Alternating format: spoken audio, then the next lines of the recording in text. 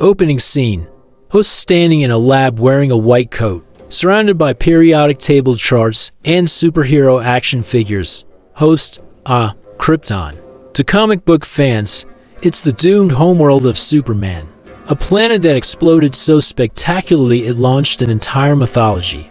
To chemists, it's an element on the periodic table, a noble gas that's decidedly less explosive unless you're talking about its effect on a science nerd's heart.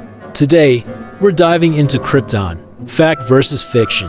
Cut to a split screen. On one side, the Superman logo, on the other, the periodic table highlighting Krypton. Host, let's start with the fictional Krypton. In the DC universe, Krypton is a distant planet orbiting a red star, Rao. It's famous for its advanced technology, crystal architecture, and oh yeah, exploding. Apparently, no one thought to say, hey, maybe we shouldn't drill into the planet's core for energy. Whoops! Graphic of a cartoon Krypton cracking in half like an egg. Host, but what about the real Krypton? No explosions here, folks. Krypton, element number 36, is a noble gas. It's colorless, odorless, tasteless, and inert, basically the wallflower of the periodic table. But don't let that fool you. Krypton is quietly fascinating. It's used in high-performance lighting, like airport runway lamps and flash photography. So, technically, Krypton helps things shine kinda like Superman himself. Cut to Host holding a glowing bulb labeled Krypton lamp. Host, now. Krypton, the planet's most famous export, is Superman, the Man of Steel. When he's on Earth, our yellow sun gives him power, super strength, flight, heat vision, the works. Meanwhile, Krypton, the element, doesn't give anyone superpowers, but it does make lasers work better, which is still pretty cool, right? Montage of laser beams cutting through materials. Host, let's compare their environments. Krypton, the planet, was said to have a high-gravity environment and advanced technology. Real Krypton, the gas, makes up a tiny part of Earth's atmosphere, about 0.001% by volume.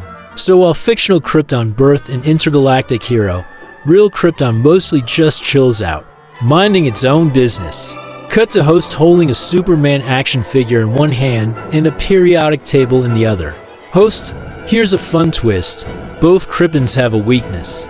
Superman's is kryptonite, glowing green rocks from his homeworld that sap his powers and could kill him. Real Krypton doesn't have a kryptonite equivalent, but if you zap it with electricity, it glows. And you know what? It glows green. Coincidence? I think not. Graphic of a glowing green tube labeled Krypton gas. Host, now, let's debunk a popular myth. Superman's Krypton was destroyed because its core became unstable. Real Krypton isn't volatile at all. As a noble gas, it doesn't react with much of anything. It's like that friend who's always calm at parties, no drama, just vibes.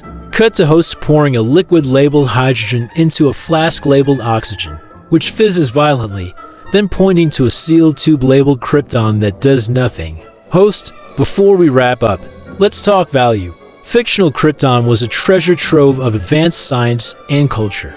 Real Krypton's treasure lies in its rarity and utility. It's expensive to extract, so every bit of it is precious. If Superman's dad, Jor-El, had spent more time studying our Krypton, maybe he'd have found a way to save his world. Cut to Host dramatically pointing to a model of a periodic table. Host, in conclusion, Krypton, the planet, gave us Superman, the ultimate hero, while Krypton, the element, gives us lasers, lighting, and scientific inspiration. They're both out of this world, one literally, the other metaphorically.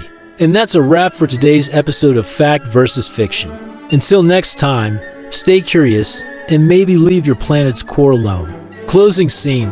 Host walks off screen, leaving the Superman action figure standing next to a glowing Krypton lamp.